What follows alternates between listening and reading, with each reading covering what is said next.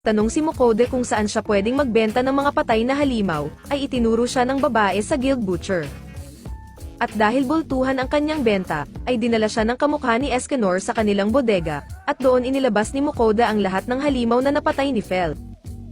Ni-request ni Mokode na kukunin niya ang karne ng mga ito at ibebenta ang iba pang bahagi sa guild. Nang pinapabalik na lamang siya kinabukasan para sa bayad at karne, ay humingi si Mokode ng karne para sa kanilang hapunan, kaya naunang ibigay sa kanya ang karne ng isang orc. Dahil first time magluluto ng karne ng orc, ay inilabas ni Mokode ang ilang mga sangkap upang gumawa ng pork piccata. Matapos niyang lagyan ng konting harina at isawsaw sa biniting itlog na may keso, ay pinirito niya ang mga karne. At pagkatapos ay inilagay niya ang natirang meat sauce sa ibabaw at nakagawa siya ng pork piccata with meat sauce. Habang sarap na sarap si Fel, ay nandidiri pa din si Mokode tuwing naiisip niya ang pagmumukha ng orc. Ngunit nang matikman niya ito ay masarap naman pala. Masarap kahit pangit. Kinabukasan, nang bumalik siya sa butcher, ay ready na ang lahat ng karne at nakatanggap pa siya ng 202 gintong barya, matapos ibenta ang ibang bahagi ng mga halimaw. Habang ibinigay din sa kanya ang ilang magical stones mula sa mga A-rank na halimaw. Matapos ang transaksyon, na-realize ni Mokode na hindi dapat sila manatili sa isang lugar, at magpakalayo upang maiwasan ang mga taong interesado sa kapangyarihan ni Fel. Huminto sila sa isang abandonadong lugar upang magpahinga at maghanda ng hapunan. Since marami silang kinitang pera dahil kay Fel, ay nagdesisyon si Mokode na bumili sa online ng iba't ibang klaseng lutong karne, na ready to eat na para kay Fel. Kaya habang masayang chumichibog ang halimaw ay nagluto din si Mokode ng Japanese Wagyu steak, kung saan kahit maliit, ay nakakakilig. Matapos ang kanilang hapunan, ay sinabi ni Fel na nararamdaman niyang tila lumakas siya at sa tingin niya ay kayang-kaya na niyang talunin ang ancient dragon na kinalaban niya dati. Kaya nang tignan nga ito ni Mokode ay tumaas nga ng 50% ang stats ni Fel. Saka muling naglagay ng protective barrier kay Mokode dahil aalis daw siya upang manghunting. Kaya ang naiwang si Mokode ay nagtayo na lamang ng kanyang sariling futon para mahimbing ang tulog sa gabi. Samantala, sinubukan naman ni Fel ang kanyang bagong lakas sa mga halimaw na may kinuryente pa.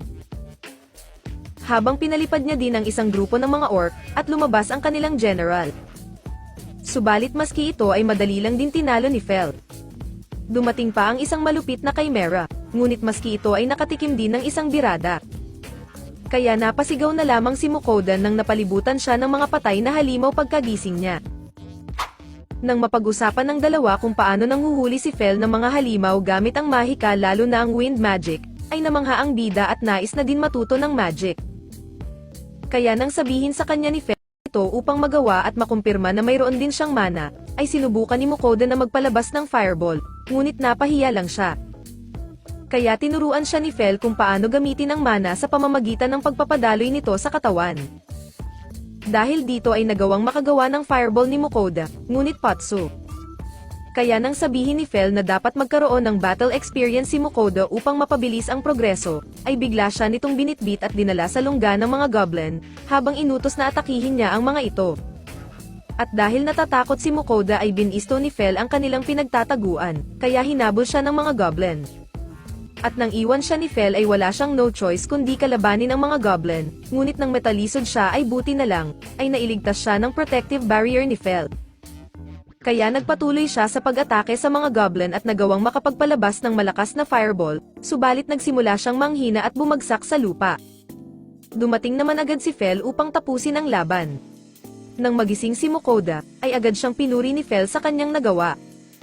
At dahil sa kanyang battle XP, ay tumaas ang kanyang level at saka nadagdagan ang kanyang skill. Dinalhan din siya ni Fel ng King Goblin na may magic stone sa loob, at humihingi ito ng Wagyu steak bilang kapalit. Ngunit nagalit ang bida dahil mayroon pa daw silang stock ng karne, at dahil nahihilo pa din sa kawalan ng mana, ay bumili na lamang siya ng iba't ibang klase ng tinapay sa online. Noong una ay ayaw ito ni Fel dahil hindi daw ito karne, ngunit nang matikman niya at magustuhan, ay humihingi pa ng dagdag. Nang sabihin ng bida na huwag masyado sa matamis dahil baka magka-diabetes, ay sinabi ni Fel na hindi siya tinatabla ng kahit anong sakit, dahil nakatanggap siya ng biyaya mula sa Goddess of Wind na si Ninrir. Kaya nang mamangha ang bida, ay nagsisigaw ito sa langit na gusto niya rin ng biyaya. habang ipinakita naman ang isang babae na tila isang diyosa. Dahil sa presensya ni Fel ay naging takaw atensyon sila sa ibang lugar na hindi pa nila napupuntahan, kaya kailangan ni Mukoda na magpakita ng katibayan na familiar niya ang legendary monster. Naniwala naman ang gwardya, habang sinabi nito na kapag nagwala ang halimaw sa bayan, ay kamatayan ang parusa kay Mukoda. Habang dito niya rin nalaman na kaya pala siyang kausapin ni Fel sa pamamagitan ng telepathy, since mayroon silang familiar contract. Iniwan muna ni Mukoda si Fel sa likod ng isang inn, habang pumunta siya sa isang bookstore upang humanap ng world map, ngunit hindi daw ito ibinebenta dahil isa daw itong secret information. Pumunta rin siya ng library, ngunit wala din siyang nakita.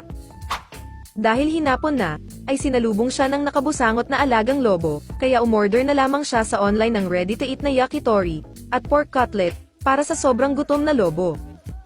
Kaya nang maluto ang kanyang sinaing na kanin at siya naman ang chichibog, ay nainggit naman ang alagang lobo at gusto rin itong tikman.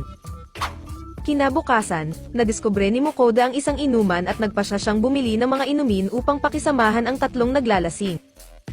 Since nagpakilala siya bilang isang traveling merchant, ay pasimple niyang sinabi na hindi pa din siya nakakahanap ng world map para sa kanyang paglalakbay. Kaya binulungan siya na may hawak silang isang mapa, na isa umanong espesyal at bihirang mapa, kaya't ibibigay nila ito sa halagang 1 gintong barya.